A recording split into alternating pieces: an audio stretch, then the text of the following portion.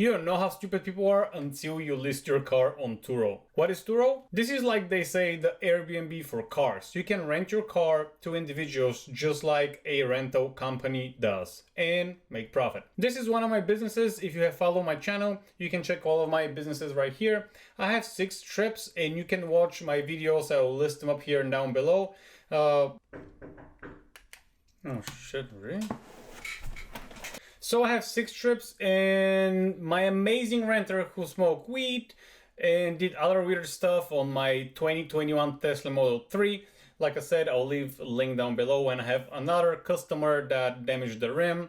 Basically for 6 trips, I had at least 3 that were not up to par. And I have one no-show who he raised hell like it's my fault that he was late with 1 hour. But anyways, you can watch him later on. The link's gonna be down below. And you'll see my personal experience on TURO. By the way, just so you know, it's not TURO I'm complaining about, it's the people. Also, if you're into this business, you'll see that TURO, who is effectively an insurance company, is just like every other insurance company, fighting you every step of the way for any claim possible. But anyways, why aren't I excited anymore for TURO? First of all, I want a business, not another job. And with TURO, it feels like it's another job. In the beginning, when I started doing it, or when I was planning to do it, it really seemed like an amazing idea that hands off, your car makes money, my car makes $170 a day. Great. I rented for 10 days, that's $1,700 gross.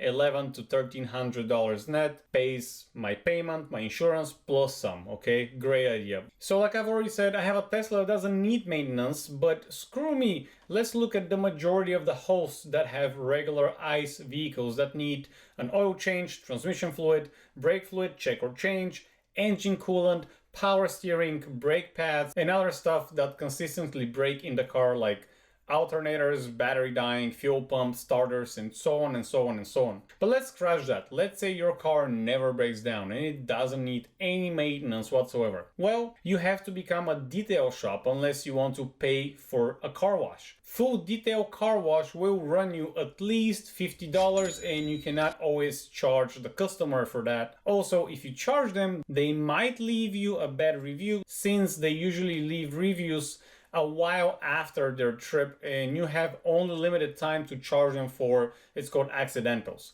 for any damages, smoking, and so on and so forth. So after they pay the accidentals, then they leave you a review and it might not be a good one. But we get to why people are so entitled at the end. So all in all, if you have 3 to 5 vehicles, you are a mechanic plus detail shop, which is another job. If you have 10 to 20 cars, this is all you do. Literally, that's all you do. You're turning into a rental company yourself. And if you're following my channel, subscribe. You know that my businesses are oriented into more passive than active type of fashion, and this is a major rule for me. So this is the first reason, and it is not the main reason. Second is how people treat your car. They treat it like a one-night stand with their ex-wife who they still hate, and they literally bang her like there's no tomorrow. Reading all of the posts online from other TURO hosts, it's getting more and more unattractive. But let me give you some examples. So here's this amazing customer who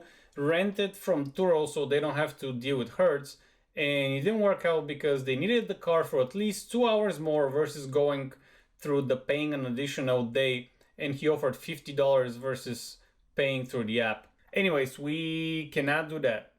We cannot accept that type of payment, but he left 1-star review because, he wasn't happy. I'm not gonna go through the whole thing here. You can pause the video and read it, but this lady wanted the free parking, and she raised hell because the parking is not free.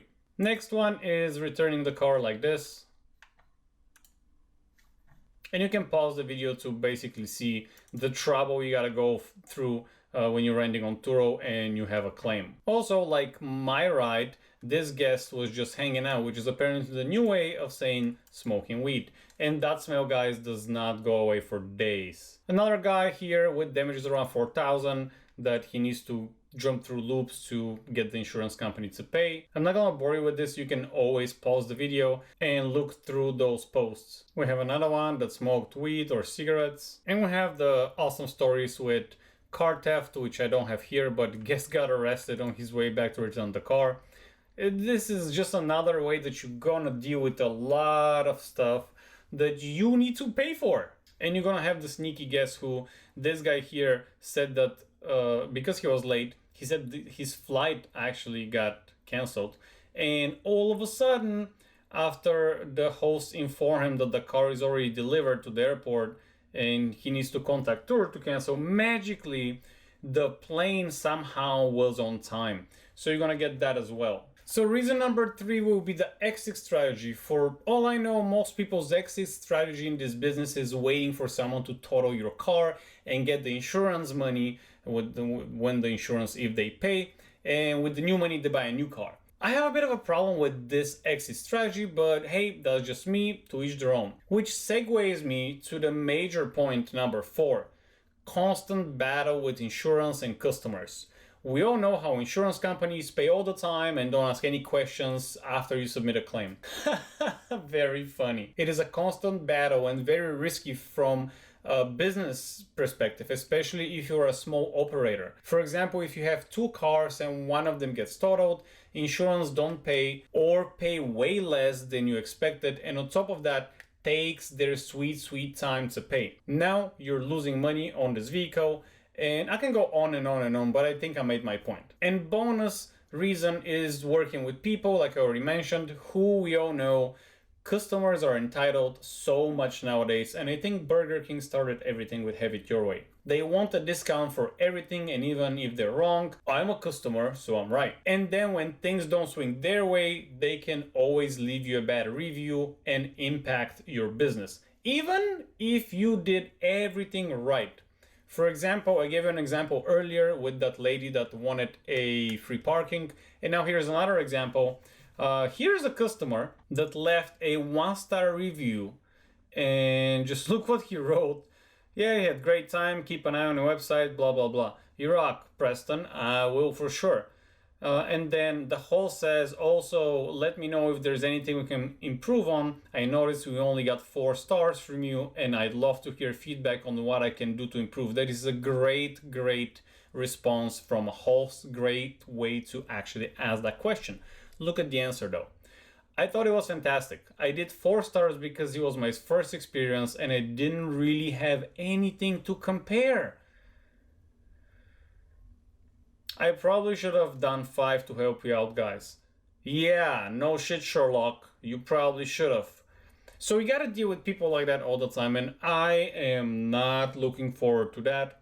I am not looking forward to another job. Now, for a lot of people on the TURO platform, that works out perfectly, and that's great. I'm just saying reasons why I am not excited about TURO anymore, and I will not be renting my car. I'm gonna take it down the platform. Also, another thing, once you have your car leased or financed, in my case it's financed, you cannot use it for commercial purposes. So I am breaking the contract. And in breach of contract, they can call the note, which means they call you tomorrow and say, hey, you breach of contract, we need all the money that you owe us due today. So I'm going to be taking my car off the platform. So from 11 businesses, I'm going down to 5. Also, Jacksonville is not really the area for Teslas, to be honest. If I was in another city, sure. But also, like I said, I don't want to be in breach of contract. I also haven't had any customers in the last 2 months either. But every time I rent the car after the first couple of customers or the first 3 customers, oh Lord, you really gotta pray that this time the car will come, no one's gonna steal it, no one's gonna carry drugs on it. If you see the video, I think they did do some shady stuff.